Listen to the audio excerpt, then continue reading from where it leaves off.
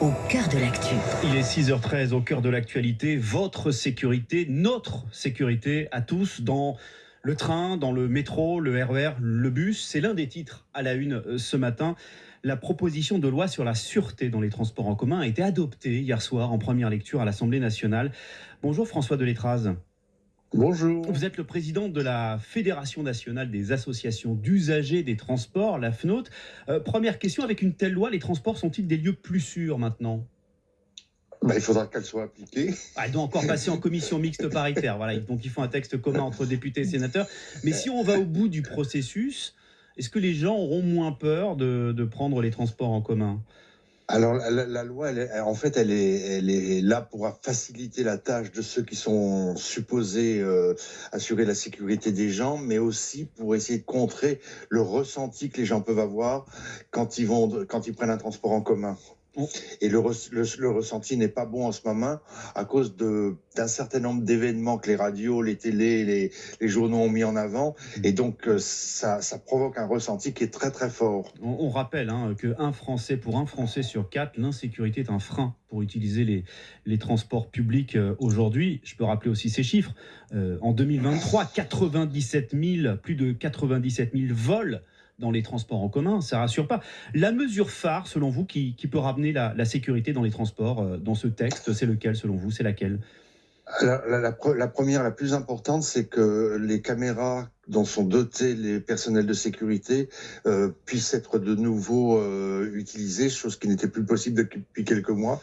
Et on a assisté à une augmentation phénoménale des agressions envers ces personnels. Ce sont les caméras piétons. Voilà, exactement. Donc ça, c'est très, très, très important. Il y a d'autres mesures qui sont... Vous savez qu'on a un gros problème avec les bagages, mais les bagages, c'est pas de l'insécurité, ça met juste ça provoque du retard dans le système ferroviaire. Et là, on était contre l'amendement à 3 700 € pour quelqu'un qui intentionnellement aurait laissé sa valise. Nous, on dit que l'intention, on sait pas ce que c'est.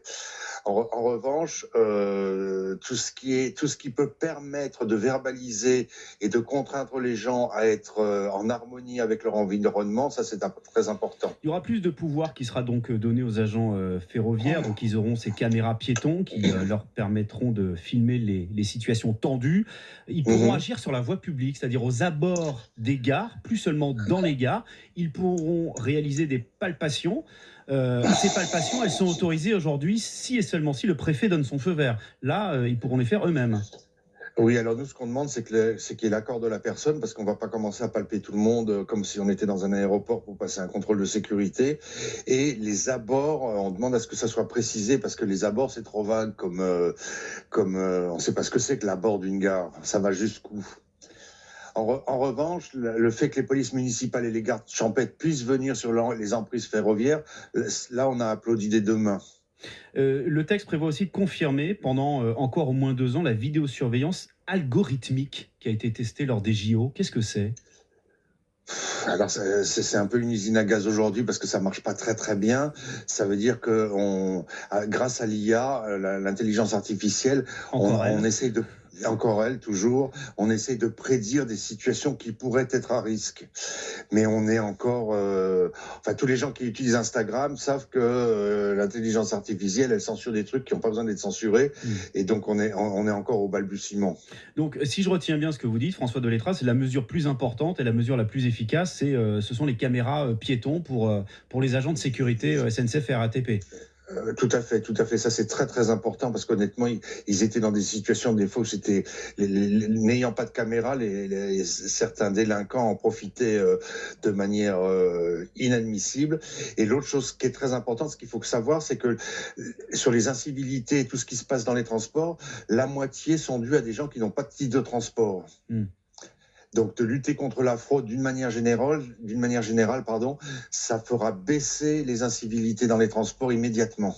Merci beaucoup. Donc, ce texte a été voté, cette proposition de loi a été votée hier soir par les députés. Prochaine étape, donc, la commission mixte paritaire, c'est-à-dire, c'est un peu du jargon politique tout ça, mais c'est de trouver un texte commun pour les députés et les sénateurs. Merci beaucoup, François Deletraz, président de la Fédération nationale des associations d'usagers des transports. Merci beaucoup, bonne journée.